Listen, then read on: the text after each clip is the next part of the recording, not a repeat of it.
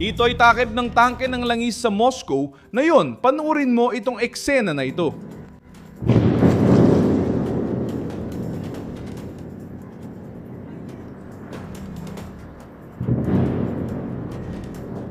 Napakalakas ng pagsabog sa oil refinery sa Moscow nang napakalaking takip ng tangke ng imbakan ay napalipad pataas. Isang haligi ng itim na usok ang gumalot sa timog silangang bahagi ng kabisera ng Russia. Sa mismong Huwebes, ika-18 ng Hunyo 2026, ang digmaan na sinubukang ipakita ni Vladimir Putin na malayo ay muling bumalik sa loob ng pinakaprotektadong lugar ng Russia. Ang mga drone ng Ukraine ay tumama sa Kapotnya Refinery sa ikalawang pagkakataon sa loob ng 3 araw na nasa 16 na kilometro lamang mula sa Kremlin at nagdulot ng sunog na naging simbolo ng bagong presyon laban sa Moscow. Mahalaga ang refinery na ito dahil dito nagmumula ang malaking bahagi ng fuel na ginagamit sa rehiyon ng kabisera. Tinutulungan nito ang patakbuhin ng ekonomiya ng Russia at bahagi ito ng estruktura ng digmaan ni Putin. Sabi ng Russia, napabagsak nila ang daan-daang drone pero kumakalat ang larawan ng nasusunog na Moscow. Giit ng Moscow, kontrolado nila ang sitwasyon pero nasusunog ulit ang refinery. Ikinonekta ni Zelensky ang pag-atake bilang tugon sa pambobomba ng Russia sa Kiev, pati pinsala sa makasaysayang lavra ng Peshesk. Nilinoy niyang hindi mapapabaya ang Ukraine habang inaatake sila. Iyan ang dahilan ng galit sa Moscow. Bakit naging target ang refinery? Paano nalusutan ng mga drone ang depensa ng Russia? Ikukwento ko yan sa'yo. Kung gusto mo ng diretsong content, mag-subscribe na dahil araw-araw may ganitong video dito. Muling tinamaan ang oil refinery ng Moscow sa isa sa pinakamalalaking pag-atake ng mga drone ng Ukraine laban sa kabisera ng Russia mula nang magsimula ang malawakang pananakop. Ang pasilidad ay nasa Kapotnya, timog silangan ng Moscow, sa loob ng ring road ng kabisera. Ang refinery ay inatake rin noong Martes, patunay ng planadong sunod-sunod na atake sa estruktura ng gasolina ng Russia. Ang malakas na pag-atake ay naging larawan ng kahihiyan ng Russia. Ang pagsabog ay nagpalipad ng takip ng tangke ng langis pataas. Kumalat ang larawan bilang simbolo ng kabisera na sinasabing protektado, ngunit isang malaking bahagi ng infrastruktura nito ang lumipad sa impapawid. Pinatunayan ng Ukraine na kaya nitong tamaan ng estratehikong pasilidad sa pangunahing lungsod ng Rusya sa kabila ng mga taon ng propaganda ng Kremlin tungkol sa panangga, radar at depensang panghimpapawid na hindi mapasok. Ang lohika ng militar sa likod ng operasyon ay simple. Sinusubukan ng Ukraine na sirain ang kakayahan ng Rusya na gawing pera, gasolina at lohistika ng digmaan ng langis. Ang mga refinerya, imbakan at mga estruktura ng enerhiya ay naging mga target dahil pinapagana nila ang mga truck, armored vehicles, aviation, transportasyong riles at ang kita na sumusuporta sa pananakop. May espesyal na bigatang refinerya ng Moscow sa kalkulasyong ito. Ipinapakita ng internasyonal na media na ito ay gumagawa ng malaking bahagi ng langis na mahalaga sa gasolina at diesel ng rehiyon ng kabisera. Ang Rusya ay matagal nang humaharap sa mga ulat ng presyon sa sektor ng mga gasolina sa ilang mga lugar. Habang ang bansa, kahit na isa itong higante sa langis, ay nagsimulang maghanap ng pag-aangkat ng gasolina sa pamamagitan ng dagat para mapamahalaan ang kakulangan. Diyan nasasaktan si Putin. Ang bansang nag-e-export ng enerhiya ay nakikitang sinusubukang lutasin ang problema sa mismong kabisera nito. Ayon sa Pangulong Ukranyano, ang pag-atake sa Rusya ay ganti sa pambobomba ng mga Ruso sa Ukranya. Lalo na matapos ang pag-atake sa Kiev na sumira sa lavra ng Peshesk, isa sa mga pinakamahalagang reliyoso at makasaysayang lugar sa bansa. Ang sinabi niya ay para kay Putin at sa mga karaniwang Ruso. Sinabi ni Zelensky na hindi hinangad ng Ukraine ang digmaan, ngunit kung masusunog ang Ukraine, masusunog din ang Moscow. Tulog babala ang pahayag. Wala nang panahon na inaatake ng Russia ang mga lungsod ng Ukraine habang normal ang buhay sa kanilang sariling kabisera. Pinagtibay ni Andriy Sybiha, ministro ng Ugnayang Palabas ng Ukraine, ang linyang ito at sinagot ang mga taga-Moscow na nagtatanong sa social media kung ano ang nangyayari. Anya, nasa ugat ng digmaan ang sagot. Sinimula ng Rusya ang agresyon sa Ukraine, pumatay ng mga Ukrainian sa loob ng ilang taon, kaya dapat tanungin ng mga Ruso si Putin kung kailan niya ito tatapusin. Tinamaan nito ang pinakamaselang punto ng Kremlin. Pinipilit ang propaganda ng Russia na gawing manhid ang tao. Tinatawag ang pananakop na espesyal na operasyong militar. Pero nang makita ang usok mula sa refinery sa Moscow, lumapit ang digmaan sa isipan. Tumugon ang Russia gamit ang mga numero. Ayon sa Ministry ng Depensa ng Russia, napabagsak na kanilang depensa ang 555 drone ng Ukraine sa magdamag sa iba't ibang reyon, halos 200 sa Asa kayon. Papalapit na ang mga ito sa Moscow. Ang problema para kay Putin, hindi nabubura ng mataas na bilang ang resulta. Kahit daan-daan ang nababagsak, may ilan pa rin nakakalusot. Ipinagdiriwang ng Russia ang mga pagharang habang ang mga estratehikong lugar ay nasusunog. Naapektuhan din ng opensiba ang bahagi ng buhay sibilyan sa kabisera. Ipinatigil pansamantala ng mga autoridad ang mga flights sa Moscow at nagsagawa ng evacuation sa Sheremetyevo, pinakaabalang paliparan sa kabisera. Ang Vinokovo, Sheremetyevo, Zhukovsky at iba pang mga estrukturang pangimpapawid ay nakaranas ng pagkaantala dahil sa alerto sa mga drone. Ayon sa ulat, daan-daang flight ang naantala o nakansela kaya maraming pasahero ang naipit sa terminal at nagtatanong kung makakalis pa sila ng lungsod. Apektado rin ang trapiko. Itinigil ang daloy ng trapiko malapit sa refinery at sa ilang bahagi ng ring road ng Moscow habang nagtatrabaho ang mga emergency team sa lugar. Ikinuwento ng mga residente na walang narinig na sirena at nagulat sila sa laki ng pag-atake. Ilang mga video ang nagpakita ng usok, apoy at taguluhan sa paligid ng mga tinamaang lugar ayon sa mga lokal na channel.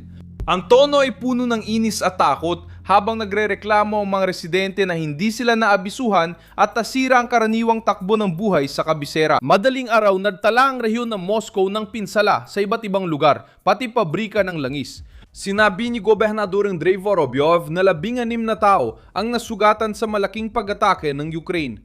Ayon sa Associated Press at wakao na autoridade, 17 ang sugatan kabilang ang 2 bata. Ang ganitong pagkakaiba ay lumalabas sa mga unang oras ng malalaking pag-atake habang ina-update pa ng iba't ibang autoridad ang mga bilang. Kahit ganon, naging malinaw ang pangkalahatang sitwasyon. Hindi lang pasilidad ng enerhiya ang tinamaan ng opensiba, nasira rin ang mga residential, komersyal at industrial na lugar sa paligid ng kabisera. Sa Zhukovsky, isang lungsod sa rehiyon ng Moscow, tumama ang drone sa isang gusali ng apartment sa Kalye Gagarin ayon sa mga ulat na batay sa mga lokal na autoridad. Nasira ang emergency exit sa pagitan ng matataas na palapag at naapektuhan din ang sahig ng mga balkonahe. Kinailangang ilikas ang mga residente. Ang larawan ng tinamaang gusali ng tirahan ay lalo nitong pinalala ang pagkabigla sa lugar na nagpapakitang hindi napigilan ng depensa ng Moscow ang pag-atake sa rehiyon.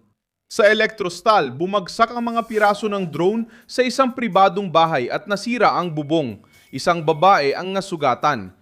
May nasunog na sasakyan matapos bumagsak ang debris. Pinapakita ng naratibo ng Russia ang bawat pagharang bilang malinis na tagumpay. Maaring magdulot ng problema sa mga barangay ang debris mula sa air defense. Talunin. Ang pagpapabagsak ng drone sa mataong lugar ay hindi nag-afalis ng panganib. Kadalasan, lalo lang nitong pinapalala ang pinsala sa bubong, sasakyan, bahay at kalsada. Sa Ljubljana, may mga piraso na bumagsak sa iba't ibang lugar at nakasira ng gym at pasilidad sa industrial zone. Naging isa pang halimbawa ang rehiyon ng epektong domino ng pag-atake. Sa Oteonik, nasunog ang bubong ng Belaya Dasha Mall matapos bumagsak ang mga piraso. Ang nasusunog na shopping center ay nagpalala sa pakiramdam ng kawalan ng kontrol dahil hindi na lang ito tungkol sa malayong refinery kundi pati na rin ang negosyo ng rehiyon ay ramdam ang epekto. Ang distrito ng Chekhov, ang baryo ng Kryukov at Pavlovsky Pozad ay lumitaw din sa mga ulat ng pinsala. May mga ulat ng mga pribadong bahay at mga kalapit na gusali na tinamaan sa ilan sa mga lugar na ito at ang mga paunang impormasyon ay nagpakitang walang nasawi, ngunit ang pinsalang material ay nagpatibay sa lawak ng pag-atake. Ang opensiba ay kumalat sa malawak na bahagi ng rehiyon ng Moscow na nagpapakitang hindi lang ito nakapokus sa isang lugar. Mabigat ang imahe ng Kremlin. Hindi lang refinery ang nasunog sa kabisera, may ulat din ang nasunog na mall, gusali, gym, industrial zone, bahay at sasakyan. Isang hinala sa social media ang nagdagdag sa kahihiyan ng mga Ruso. Ayon kay Ukrainian blogger Denis Kazansky, posible na tanggalan takip ng tangke ng refineria dahil sa misil ng Russian Air Defense, hindi mula sa Ukrainian drone.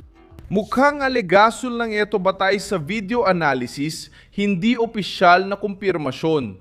Kung makumpirma ang hinala, magiging bahagi ng problema ng Russia ang sarili nitong depensa. Hindi agad nagpakita ng matinding tugon si Putin nung oras ng pag-atake habang abala ang Moscow sa apoy, usok at pagkaantala sa mga paliparan. Nasa Kazan siya, 700 kilometro mula sa kabisera, tinanggap ang mga lider ng Association of Southeast Asian Nations. Masama ang epekto nito sa politika ng Kremlin. Nasusunog ang kabisera, may aberya sa mga paliparan, nagrereklamo ang mga residente online. Tila malayo si Putin.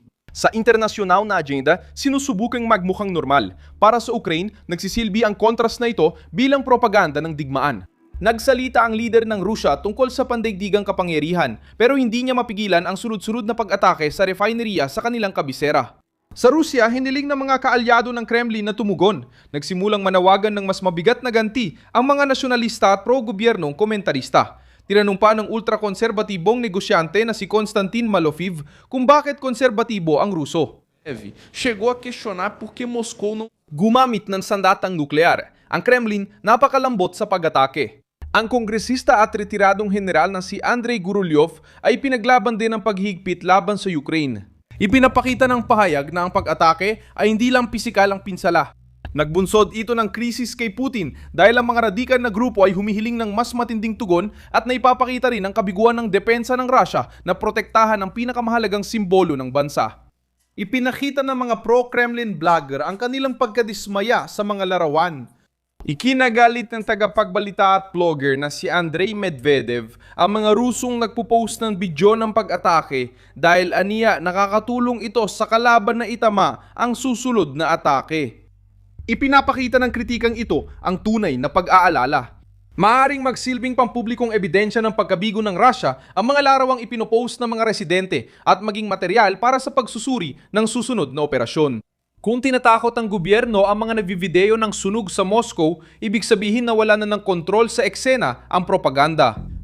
Tinawag ng Ukraine ang operasyon ng mga parusang pangmalayuan. Malakas ang dating dahil ginagamit ang drone bilang kasangkapan ng pang-ekonomiyang presyon.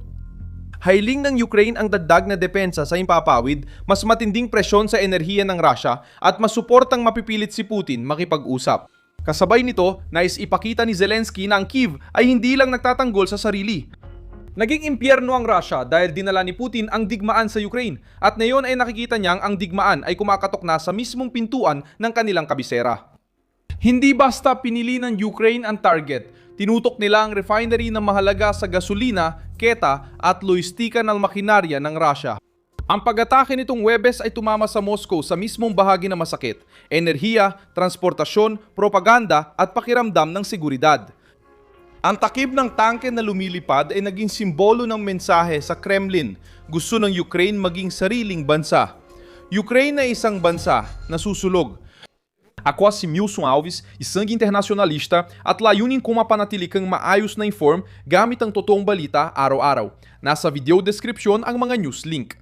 Mag-like, mag-subscribe at basahin ang mga komento para maging mas aktibo sa komunidad. Milson Alves. Milson Alves.